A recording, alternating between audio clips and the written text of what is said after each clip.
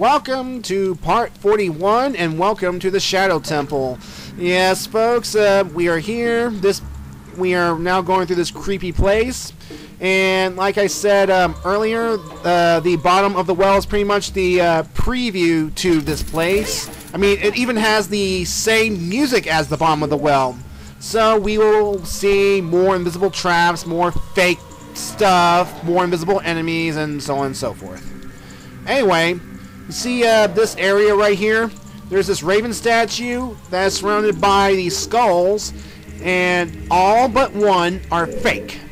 Now the goal here is to push the raven statue so that it will face the real skull. If we stop at one of these illusionary skulls, if we stop at one of the fake skulls, the ground will open up under Link's feet, and down he goes. And once we get to the right skull, the gate across the room will open. And as you can see here, that's a pretty big gap. We need something to cross that gap. But fortunately, we will get that in just a moment. Anyway, going through this passageway, through all these fake walls, we will get a couple of items that will be helpful. One of them will be the dungeon map, and the other will be the dungeon's treasure. Yeah, we're getting the dungeon's treasure early. So what do you think about that? Alright, you can see all these invisible walls that have skulls with glowing eyes that pretty much tell you all these things about Hyrule's bloody history and all so on and so forth. So yeah. Anyway, before I go on about that, in this room there's a redead and a couple of keys. Kill them and it will reveal the chest, which will contain the dungeon map. Yeah. Anyway, now as I was stating earlier, how that one wall mentioned the thing about Hyrule's bloody, greedy history and all that. Well, you have to recall that there has been, like, as the Deku Sprout said earlier, there's been this unification war that's gone on, like, prior to this game, and it was bloody and it was deadly and pretty much made Link an orphan. And, I mean, there have probably been other wars beforehand because, I mean, how else do you achieve peace if not through war? Think about that, folks. Think about that. No real peace is achieved unless there is fighting. I mean, after the fighting, both sides would want enough, and we'll try and talk things out to reach a settlement. So, yeah. And who's to say what this place is?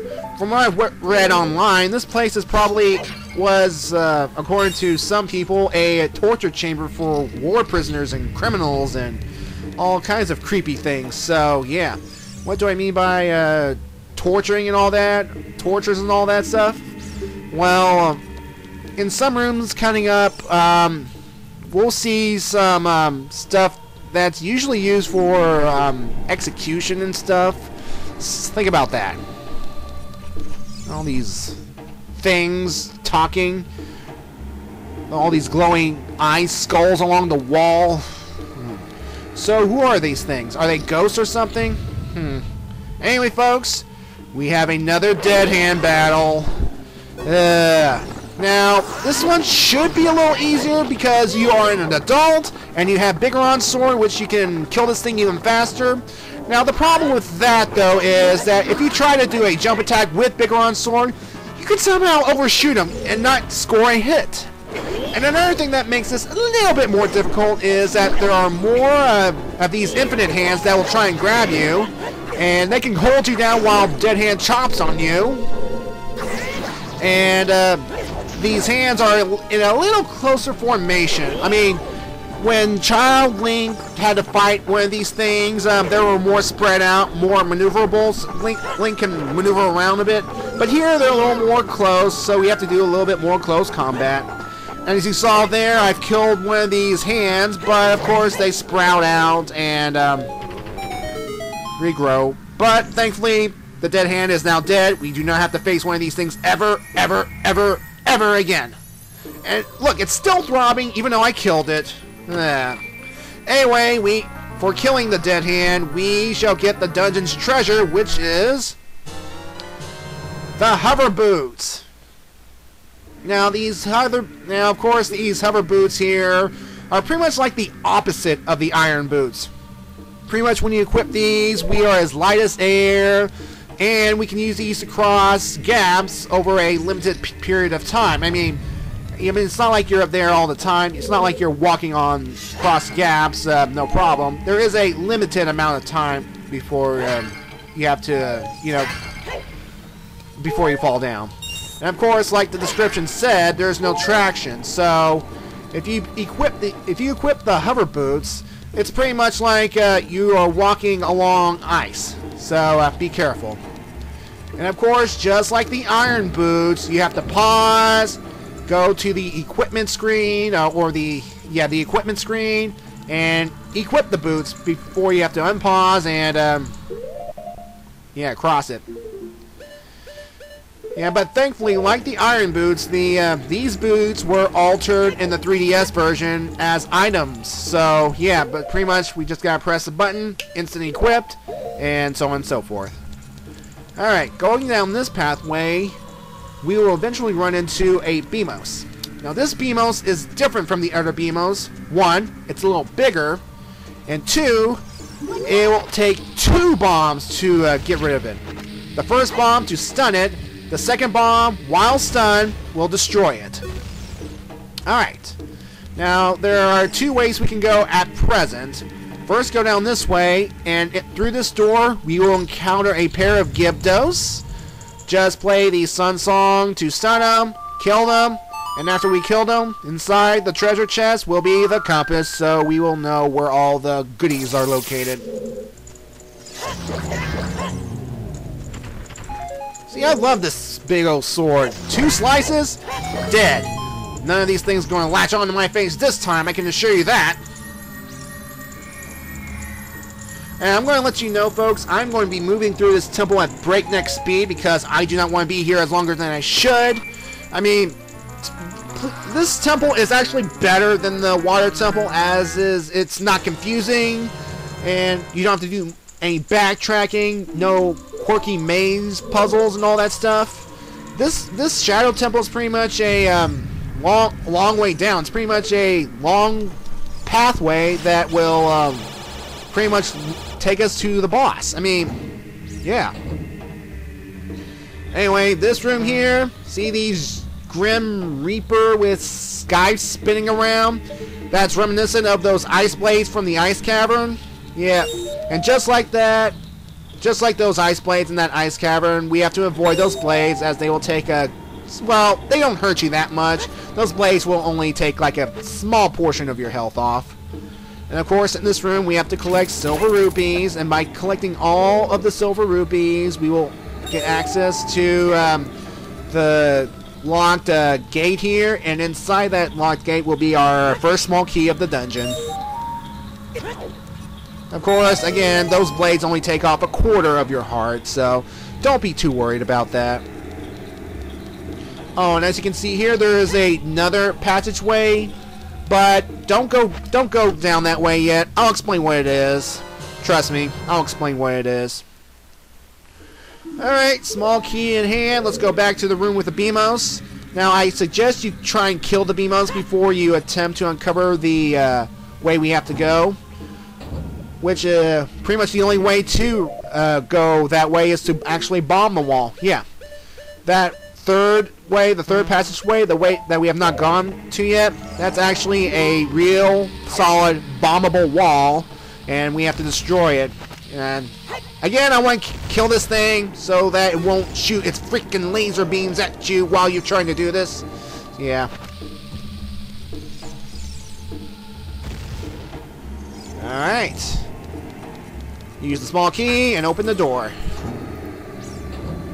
Now, as you go down this pathway right here, there are big Skulltulas in the area, so you gotta mind your step, watch the shadows, use the long shot to kill these things, and yeah, I mean, sometimes you want to run to get this thing out of the way, other times you just want to just take your time, because sometimes patience is a virtue and all that stuff, so I'm digressing.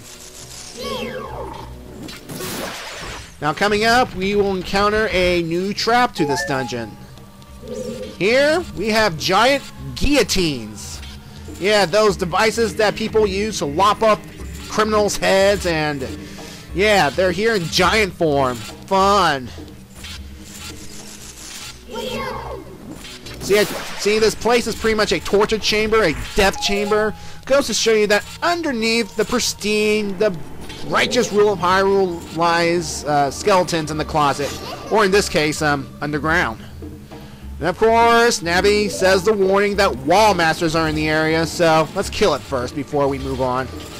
Just wait for the shadow, move out of the way at the right time. You don't want to get dragged up like that last time in the bottom of the well. And thankfully, the Biggoron sword takes it out in one swing.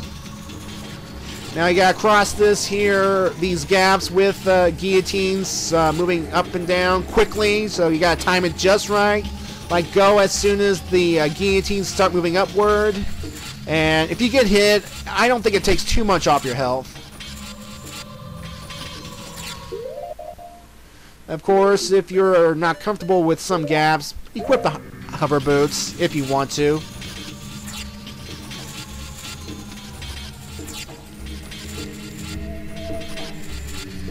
Of course, at this gap right here, a red bubble will pop out, and if you're quick, you can actually kill it. See? Of course, this is the last one before we have to get to this platform right there, this solid area. I'm going to warn you right now that as soon as we touch it, we will encounter a Stalfos.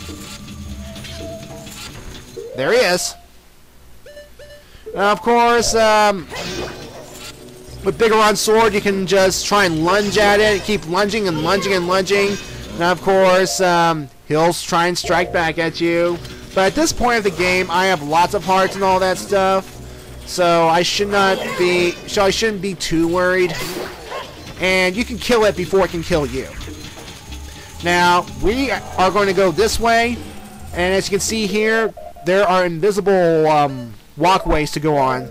But if you're not that comfortable, you can just equip the hover boots to cross these gaps with no problem. And we have to go through that door right in front of me. I mean, if you know exactly where to go and don't want to use the Lens of Truth, go right ahead. But it'll be kind of surreal if you do not use the Lens of Truth and you are walking on invisible platforms. So yeah. Alright, this room right here, it's another Grim Reaper Scythe spinning room. However, the Grim Reaper Scythe spinning blade things are invisible. Yeah, so be careful. And over there, of course, is a like, so keep your distance, shoot it with arrows, so you don't have to do close quarters combat and lose your shield in the process. Although, with the Biggoron sword, you can actually kill it in one swing, so that's nice. But still, I would prefer to play it safe. And there are also 3 keys in a corner, like 1 per corner. Well, there are 3 keys in one. You know, there are 3 keys in the room. Just kill them. And as soon as you kill every enemy in this room, the gate will open. Okay, and of course I'm wasting arrows, so I'm pretty much just getting close quarter combat because, yeah. There we go. Alright, pretty much killing all of the enemies in this room will unseal this door.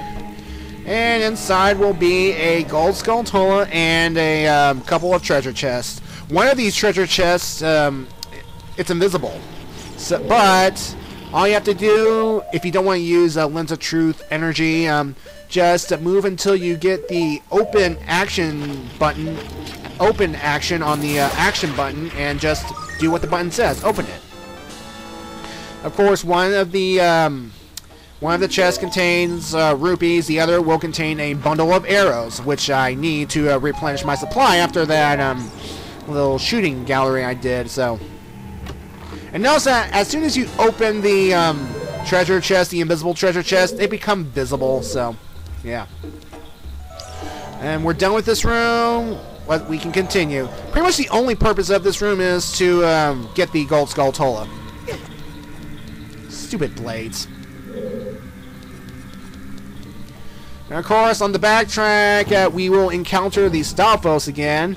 And look what happens when I encounter it this time. Again, yeah, it's surreal having all this, these invisible areas to cross, and yeah.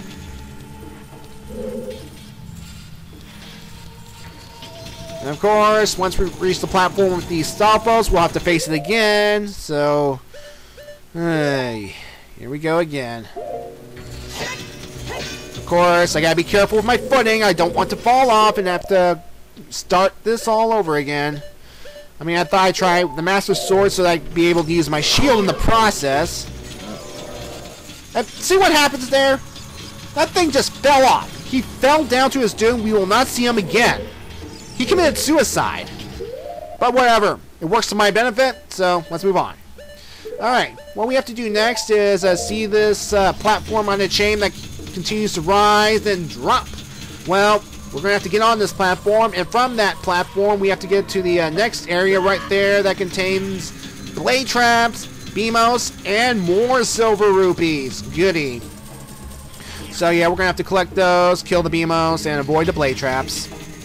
Now, I gotta be honest with you, the Shadow Temple in the Nintendo 64 version of Ocarina of Time, I mean, when I was playing this when I was younger, it did have this creepiness factor that that resonates through me and stuff. It was creepy to me, and I admit it still has some creepiness when I played this for my LP. But again, because the graphics look, I mean, the graphics look good even for its time. It kind of lacks. The Shadow Temple pretty much lost some of its luster and scariness, and well, it's not that scary anymore. I mean, I can play this in the dark and not be terrified. The 3DS version of this game, however, brought some of that creepiness back. I mean, with all those detailed graphics, you can really see that the developers have pretty much went for that creepiness factor. They pretty much went all for the blood. I mean, some of those some of these Raven statues have been replaced with skeletons. I mean, there are skeletons everywhere in more detail. Crushed skeletons. So, yeah.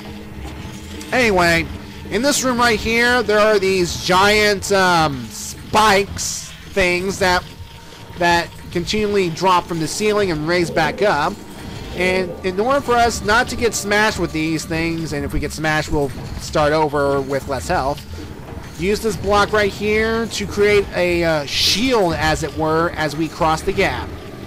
Now, make sure that when we get to a point where both of them are falling on the block, first of all, while it's like this, go over here to this cage area where the Gold Skulltula is and collect the token. Yeah.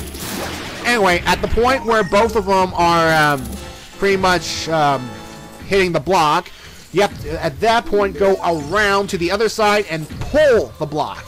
If you continue to push the block, the first of these giant trap things will actually come down on you. You'll take damage and have to start over. So we're gonna have to pull the block the rest of the way. So, what kind of place is this? Seriously, it's a torture chamber? Is it prisoners of war because they're jail cells? Hyrule was a messed up country. Of course, I mean, this place was underneath the graveyard for crying out loud. And a village in the name of peace was built on top of this. So obviously, Hyrule's trying to get rid of its dark and murky past. And Hyrule did have a dark and murky past. I mean, Skyward Sword, for example, it's pretty much a weird. Hyrule was a weird place. But that's another game for another time. Anyway, stepping on the switch here will reveal a treasure chest which contains another small key.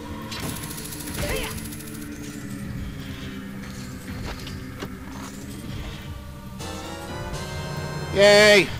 Alright, we're done with this room. Let's move on.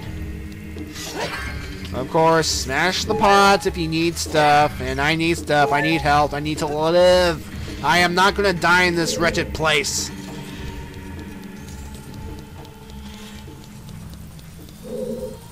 And of course, the Beamos has responded. And now it's dead again. Alright. Now, from this area, we have to go towards where that giant guillotine is. And, of course, carefully make your way across. Don't let the blade traps hit you because they can knock you back some. And it would suck if you were, like, how you're back behind a gap and those blade traps will knock you down into the gap. Not on purpose, though, so, yeah. Alright. Here at where this guillotine is, there is actually an invisible platform right here, and we're going to have to cross it. Now, of course, to be on the safe side, equip the hover boots, and you can make it. Now, wait for the guillotine to go upward before you can cross the gap. And, of course, again, use the lens of truth to know exactly where you're going. You don't want to accidentally go where you think the platform is and fall off to your doom. So, yeah. And of course, we have this moving platform here along the chain that we have to get to. And of course, this thing is also invisible. So, again, pay attention. Time it just right. You should make it. And of course, from this moving platform, we have to get to this locked door. And, yeah, we'll be as good as gravy as soon as we cross this area. Just gotta time it right.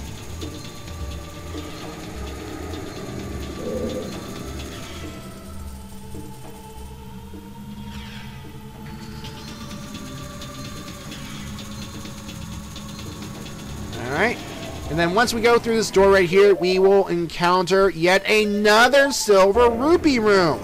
Man, silver rupees must be getting more prominence in the layer dungeons. So yeah. First things first, though, you want to kill the 2 Redead that occupy this room so they won't bug you. And of course, the Sun Song always helps to stun them. Alright, and once we kill the Redead in this room, we will get a treasure chest that contains blue rupee, 5 rupees, so nothing of consequence. And then after we kill the Redeads, we can start this silver rupee puzzle. Basically, what you have to do is use the long shot to hook the targets, and you pretty much have to grab the silver rupees as you go. Now, of course, there are invisible spikes in the area, which, if you're not aware of, you can actually get hurt. You can run into them by accident. So just turn on and off your lens of truth carefully. Watch your step. If you bump into one of these spikes, then it will be your own fault. So yeah, in fact, folks, I'm almost done with this temple. I'm actually halfway done.